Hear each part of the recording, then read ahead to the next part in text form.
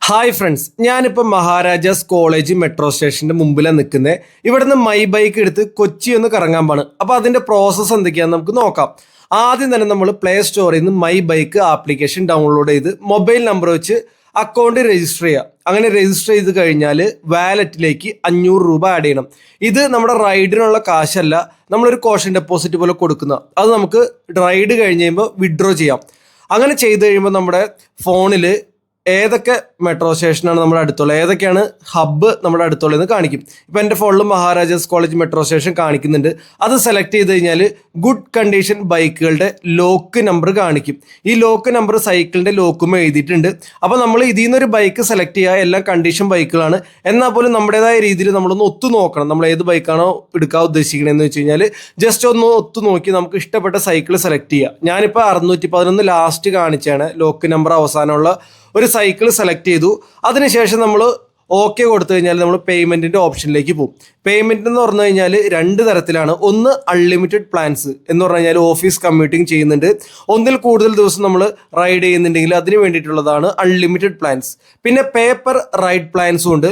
അത് നമുക്ക് 10 മണിക്കൂറത്തേക്ക് 20 രൂപയാണ് വരുന്നത്. ലേറ്റ് ആയിട്ട് കൊണ്ടുവരികയാണെങ്കിൽ 1 മണിക്കൂറിന് 5 രൂപ അഡീഷണൽ വരും. അപ്പോൾ ഞാൻ ആ ഒരു പ്ലാൻ സെലക്ട് ചെയ്തു. അത് കഴിഞ്ഞാൽ നമുക്ക് പേയ്മെൻറ്റ് ചെയ്യാം. പേയ്മെൻറ്റ് ചെയ്യാനായിട്ട് ഗൂഗിൾ പേയും ഉണ്ട്, ക്രെഡിറ്റ് കാർഡോ ഡെബിറ്റ് കാർഡോ വെച്ച് ചെയ്യാം. അങ്ങനെ ചെയ്ത് പേയ്മെൻറ്റ് സക്സസ് ആയി കഴിഞ്ഞാൽ ലോക്ക് വെരിഫൈ ചെയ്യാനായിട്ട് ഒരു ഓപ്ഷൻ വരും. അത് ഓക്കെ കൊടുത്തു കഴിഞ്ഞാൽ നമ്മുടെ സൈക്കിൾ അൺലോക്ക് ആവും. അത്രേ ഉള്ളൂ നമ്മൾ ആപ്ലിക്കേഷനിൽ ചെയ്യേണ്ട കാര്യം. അത് കഴിഞ്ഞ് കഴിഞ്ഞാൽ നമുക്ക് സൈക്കിൾ എടുത്ത് റൈഡിന് പോകാം. ഇനി സൈക്കിൾ ചവിട്ടുന്നതിന് മുമ്പ് നമ്മുടെ സാഡിൽ ഹൈറ്റ് ആവശ്യത്തിനൊന്ന് അഡ്ജസ്റ്റ് ചെയ്ത് വളരെ ഈസി ആയിട്ട് ചെയ്യാൻ ക്വിക്ക് റിലീസ് ഉണ്ട്. സോ അങ്ങനെ ചെയ്ത് നമുക്ക് റൈഡ് പോകാം.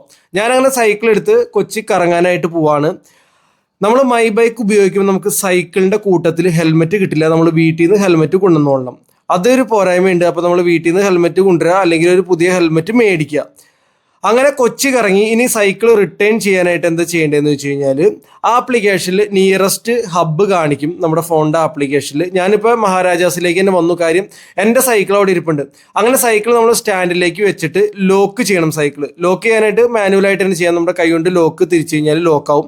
അങ്ങനെ ലോക്ക് ചെയ്തതിന് ശേഷം ആപ്ലിക്കേഷനിൽ റിട്ടേൺ ബൈക്ക് എന്ന് പറഞ്ഞൊരു ഓപ്ഷൻ കൊടുത്തു കഴിഞ്ഞാൽ സൈക്കിൾ നമ്മൾ റിട്ടേൺ ചെയ്തു.